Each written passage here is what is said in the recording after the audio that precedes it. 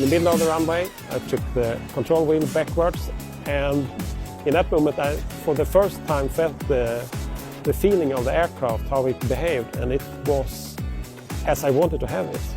And it was a very happy moment, because that was I've been waiting for a long time. How is the behavior on the first movement that it lifted off? And it was just good.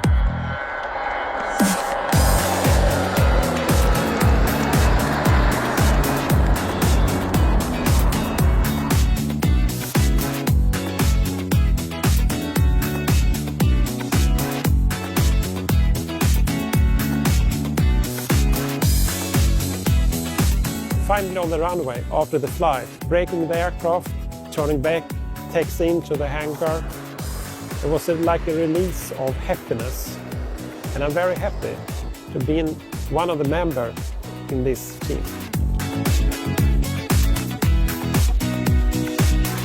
The GlobalEye, the world's most advanced airborne early warning and control system, has made its first flight and was a successful flight. It met all the high expectations we've set.